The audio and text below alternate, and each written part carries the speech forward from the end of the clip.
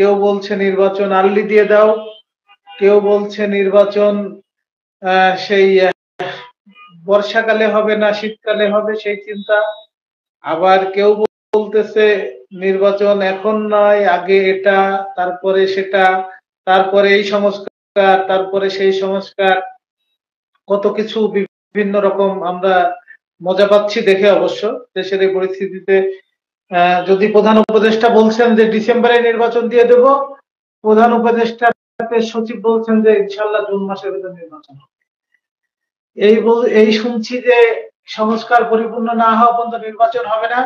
আবার শুনছি যে না, আগামী রমজান মাসের ভিতরেই নির্বাচন দিতে হবে। আবার শুনছি যে আগে নির্বাচনের আগে স্থানীয় সরকার নির্বাচন, তারপর জাতীয় নির্বাচন, বিভিন্ন ধরনের যে কথা, একরকম মজাই লাগতেছে আমাদের। কারণ দেশের এরকম একটি মানে বিভিন্ন মানুষ বিভিন্ন ধরনের কথা বলছে, এটা হচ্ছে ফ্রিডম অফ স্পিচ আমি মনে করছি। যে যার মতো করে যার চিন্তা শেয়ার করতে পারছে, নিশ্চয়ই একটা সিদ্ধান্ত আসবে। কিন্তু মজার ব্যাপার হচ্ছে, আমরা যতই আমাদের দেশ নিয়ে, আমাদের নির্বাচন, আমাদের কিছু নিয়ে আমরা ভাবনা চিন্তার মধ্যে থাকতে চাই, বাট আমাদের চাইতে বেশি ইন্টারেস্টেড হচ্ছে আমাদের পার্শ্ববর্তী দেশের ভাইজানেরা।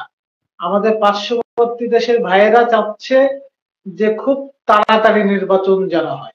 নির্বাচন দেরি হোক, তাড়াতাড়ি হোক, আরো পরে হোক, আরো সংস্কার হোক, বা আরো কোনো অ্যাচিভমেন্ট থাকলে সেটা আমরা আলোচনা করব। এই ইন্টারেস্ট তো শুধু আমাদের বাংলাদেশিদের।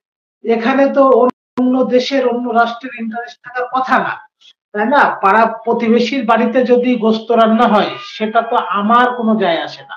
আমার বাড়িতে কি রান্না হচ্ছে সেটাই দেখার আসলে মুখ্য বিষয়।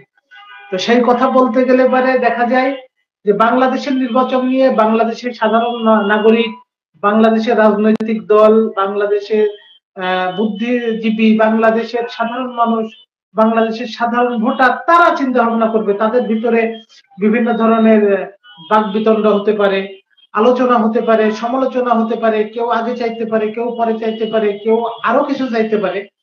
বাট পার্শ্ববর্তী আমাদের প্রতিবেশীদের এত আকাঙ্ক্ষা যে নির্বাচনটা তাড়াতাড়ি দেওয়া হোক, এ পর্যন্ত তাদের কেউ বাদ যায়নি।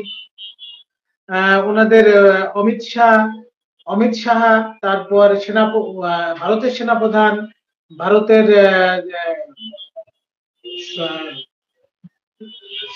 ভারতের হচ্ছে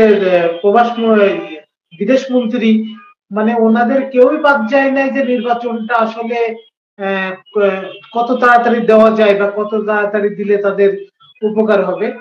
আমরা যদি লক্ষ্য করি যে বিষয়টা ওনারা চাচ্ছিলেন যে একটা চাপে, ওনারা তো এ পর্যন্ত আমাদের অন্তর্বর্তী সরকার ক্ষমতায় নেওয়ার পর, মানে 5ই আগস্ট পরবর্তী সময়ে বাংলাদেশকে একটি ব্যর্থ রাষ্ট্রে পরিণত করতে তাদের যত রকম হাতে অস্ত্র ছিল সবগুলো তারা ব্যবহার করেছে, এটা একদম নিঃসন্দেহে।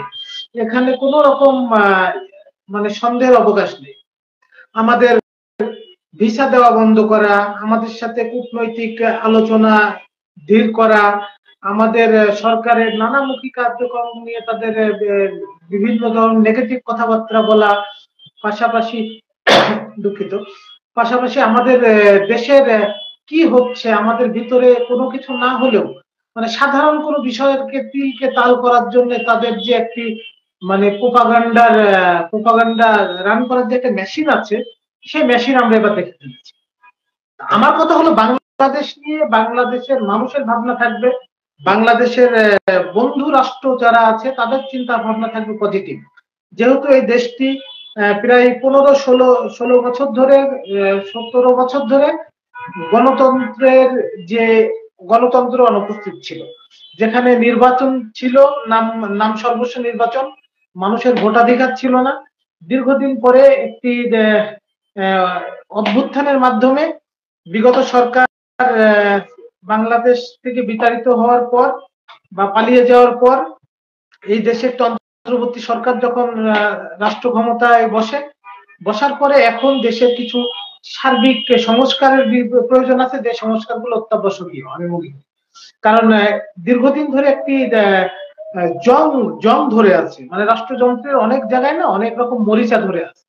সেই মরিচাগুলো ডলে মুছে সচল করতে, চকচকে করতে একটু সময় লাগবে। সেই সময়টা অবশ্যই একটি যৌক্তিক সময়ের ভিতর হতে হবে।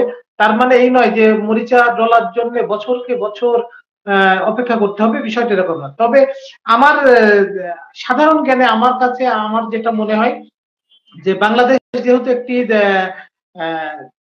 গণতন্ত্র রাষ্ট্র এবং নির্বাচন দিয়েই এদেশে একটি গণতন্ত্রের সরকার প্রতিষ্ঠা করা উচিত, এবং তার জন্য যা যা করার দরকার, যে যে সংস্কার করার দরকার, ফার্স্ট প্রায়োরিটি দিয়ে সেই সংস্কারগুলো আগে করে, সেই সংস্কারগুলো আগে করে তারপরে নির্বাচনমুখী হওয়া উচিত। এবং তার মানে এই নয় যে নির্বাচন একটি মূলা আর সংস্কার হচ্ছে তার মানে সে নির্বাচন মূলা ঝুলিয়ে রেখে সংস্কারের নামে দীর্ঘায়িত করা, বিষয়টা হচ্ছে এটা আবার দৃষ্টিকটু হবে। সো আমরা চাই দেশে গণতন্ত্রের পুনরুদ্ধার হোক, মানুষের ভোটাধিকারের নিশ্চিত হোক, মানুষ ভোট দিক, ভোট দেওয়ার অধিকার পাক, ভোট দেওয়ার সুযোগ পাক, সেই পরিবেশ অন্তর্বর্তী সরকার তৈরি করুক এবং সৃষ্টি করুক। কিন্তু কারো এজেন্ডা বাস্তবায়ন করার কাজ অন্তর্বর্তী সরকারের নয়। মানে কেউ কেউ নিজেকে স্বাবলম্বী করার জন্য যে দীর্ঘমেয়াদী চিন্তা ভাবনা করছে, এটা একটা নিঃসন্দেহে আমার মনে বলে এটা ভালো জিনিস না। কারণ সক্ষমতার লড়াই দিয়ে মানুষের আসতে হবে। মানুষ খারাপ মানুষকে ভোট দিয়ে যদি ক্ষমতায় নিয়ে আসে তাহলে মানুষের পরিণতি খারাপ হবে। মানুষ যদি ভালো মানুষকে ভোট দিয়ে ক্ষমতায় নিয়ে আসে তাহলে মানুষ ভালো ভালো প্রতিফল পাবে। তো এই ডিসাইডটা আসলে মানুষ করবে, সাধারণ ভোটার করবে, নাগরিকরা করবে। তাহলে আমি আগ বাড়িয়ে কিন্তু এই চিন্তা করতে যাব না যে অমুকজনকে ভোট দিলে পারে দেশের এই অবস্থা হবে, এটা কোনো মুক্ত চিন্তা হতে পারে না। মানুষ বাংলাদেশের সব নাগরিক যদি একজনকে ভোট দেয় তাহলে সেটাই রাইট। কারণ এই অধিকার তো যার যার ভোট তার তার দেওয়ার, এ তো একজন আরেকজনের ভোট দিচ্ছে না। তাহলে সেক্ষেত্রে মানুষ যদি মনে করে যে আমি আমার নিজের পায়ে কুড়োল মারবো, তাহলে আরেকজন তো এখানে ঠেকাতে পারবে না। সো আমি মনে করি এইসব চিন্তা থেকে দূরে থেকে যে কি হবে, কার ভোট দিবে, কে ভোট দিবে, এই চিন্তা ভাবনা তো আসলে করা উচিত না। এই চিন্তা ভাবনাটা কোনো রাইট নেই কোনো মানুষের। যার যার ভোট দেওয়ার অধিকার তার তার, শুধুমাত্র প্ল্যাটফর্মটা, প্লেইং ফিল্ডটা তৈরি করে দিতে হবে। মানে ক্ষেতটা আসলে ভালো করে লাঙল চালিয়ে দিতে হবে, যাতে উর্বর মাটিটা আসলে সুন্দর হয়, যেখানে বীজ বপন করলে সুন্দর গাছ অঙ্কুরিত হবে এবং সুন্দর গাছ জন্ম নেবে। সেক্ষেত্রে অন্তর্বর্তী সরকারের উচিত বাংলাদেশের আইন শৃঙ্খলা রক্ষাকারী বাহিনী এবং আমলাতান্ত্রিক যে জটিলতা আছে এবং কিছু কিছু ক্ষেত্রে যে দলীয় একটি গণ্ডি তৈরি করা আছে, যেখানে এখনো দল দাসত্ব করে সরকারি কর্মচারী কিছু, সেই সব জায়গাগুলো শনাক্ত করে সেই জায়গাগুলো সংস্কার করে এবং রাষ্ট্রযন্ত্রকে এমন একটি কাঠামো তৈরি করে দেওয়া যাতে আগামী নির্বাচনের পরে কেউ পরবর্তীতে বাংলাদেশে আর স্বৈরাচার হিসাবে জন্ম না নিতে পারে, এবং একনায়কতন্ত্র বাংলাদেশে যাতে কায়েম না হয়, বাংলাদেশের ফ্যাসিস্টের যেন জন্ম না হয়, সেই দিকগুলো বিবেচনা করে চিন্তা করে সংস্কার করতে হবে, এটা আমি মনে করি।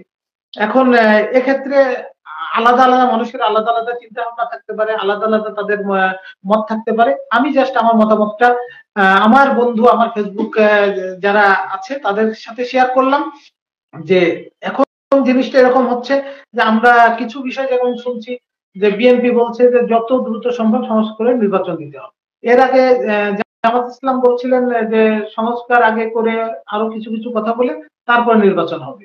এখন আবার শুনছি জামাত ইসলামের আমির ডাক্তার জামাত ইসলামের আমির সাহেব উনি বললেন যে হচ্ছে আগামী রমজানের ভিতরে নির্বাচন দিতে হবে। আবার জামাতের আরেক সেক্রেটারি জেনারেল মিয়া গোলাম পরওয়ার সাহেব উনি বললেন যে হচ্ছে নির্বাচনের আগে স্থানীয় সরকার নির্বাচন দিতে হবে। আসলে স্থানীয় সরকার নির্বাচন দেওয়ার ক্ষমতা মনে হয় অন্তর্বর্তী সরকারের নেই। কারণ স্থানীয় সরকার নির্বাচন দিবে সংসদীয় সরকার, এবং যে সরকার রাষ্ট্রীয় ক্ষমতা আসবে ওনারাই আসলে স্থানীয় সরকার নির্বাচন দিবেন। সেক্ষেত্রে হয়তো আরো কিছু সংশোধনী আনলে হয়তো দেওয়াও যেতে পারে, এটা আমি জানি না, আমি এই অধ্যায় এটা আমার এই আর্টিকেলটা পড়া নেই। তবে আমি আশা করি যেটাই হোক সেটা বাংলাদেশের মঙ্গলের জন্য হোক। বাংলাদেশের মানুষের ভিতরে যে দেশপ্রেম, আসলে আমরা খাটো দুই একটি যতটুকু অভিজ্ঞতা আমার আছে, আমি দেখেছি শুধুমাত্র বাংলাদেশে একটি বিচিত্র দেশ, যে দেশের মানুষ শুধুমাত্র নিজের কথা চিন্তা করে, তার মানে রাস্তায় হাঁটতে গিয়ে যদি একটা ইটের টুকরা পাই সেটা রাস্তা থেকে সরিয়ে দেয় না এই ভেবে যে আমার কষ্ট হবে, বাট এই ভেবে আমরা চিন্তা করি না যে ইটের টুকরাটা সরিয়ে দিলে পারে পরবর্তী পথচারী এই ইটে হোঁচট খেয়ে রাস্তায় মুখ থুবড়ে পড়বে না। কিন্তু আমাদের সকলের বাংলাদেশের নাগরিক হিসাবে আমাদের যে সরকারি আসুক, আসলে আমাদেরকেও না ভাগ্য পরিবর্তন করে দেবে না, এই দেশটা তারা সাজিয়ে দেবে না। আমাদের ম্যান্ডেট অনুযায়ী কিন্তু রাষ্ট্র সরকার চলবে। সো আমাদের আগে সচেতন হতে হবে আমাদের কিভাবে রাষ্ট্র পরিচিত, কেমন রাষ্ট্র আসলে আমাদের চাই। আমরা কি কল্যাণকর রাষ্ট্র চাই নাকি এরকম দুর্নীতিবাজ রাষ্ট্র চাই, সেই চিন্তা ভাবনা কিন্তু আমাদের। আমি যদি ঘুষ না দিই, আমি যদি ঘুষের প্রতিবাদ করি, আমি যদি আমার নাগরিক অধিকারটা বুঝে নেওয়ার চেষ্টা করি, এই আওয়াজটা যদি সব জায়গায় ওঠে, তাহলে অটোমেটিক মানুষ ভালো হয়ে যাবে। হ্যাঁ, যারা চেয়ারে বসে আছে তারা ভালো হয়ে যাবে। আমি যদি ঘুষ দিয়ে চাকরি না নিই, তার মানে আমরা যদি ঘুষ দিয়ে চাকরি না নিই, তাহলে কেউ আর ঘুষ দিয়ে চাকরি দিতে পারবে না, মানে ঘুষ নিয়ে চাকরি দিতে পারবে না। তাহলে আগে এই বন্দোবস্তটা আমাদের করতে হবে যে আমার মেধায় চাকরি হলে আমি চাকরি করব, না হলে করব না। আমার মেধায়, আমার শারীরিক যোগ্যতায় যদি আমি সেনাবাহিনীতে জয়েন করতে পারি তাহলে আমি করব, না হলে করব না। তো এই জিনিসটা হচ্ছে আগে নিজে স্যাক্রিফাইস করা শিখতে হবে। সো আমি আশা করি বাংলাদেশ একটি সুন্দর, সুষ্ঠু, সুস্থ রাষ্ট্রে পরিণত হবে এবং সেই রাষ্ট্রের উপাদান হিসাবে বাংলাদেশের নাগরিকরা তাদের সঠিক দায়িত্ব পালন করবে এবং আমরা আমাদের সঠিক দায়িত্বটা পালন করার চেষ্টা করব। এবং তাহলে দেখবো দেশ এমনি বদলে গেছে। আগে নিজে বদলাতে হবে, পরে দেশ বদলাবে। ধন্যবাদ, অনেকক্ষণ ধরে বকবক করলাম। হঠাৎ করেই কোনো উছিলা ছাড়াই লাইভে চলে আসা। যদি কারো কাছে আমার কথাগুলো ভালো লেগে থাকে তাহলে আমি কৃতজ্ঞতা প্রকাশ করছি। যদি ভালো নাও লেগে থাকে তারপরেও কষ্ট করে ধৈর্য ধরে যে বকবকানি শুনলেন এর জন্য আমি ক্ষমা প্রার্থনা করছি। আবার দেখা হবে ইনশাল্লাহ। শুভকামনা সকলের জন্য, সকলের সুস্বাস্থ্য কামনা করছি। সাথে থাকবেন, আমি রাজু আহমেদ শাহ। আবার দেখা হবে। আসসালামু আলাইকুম।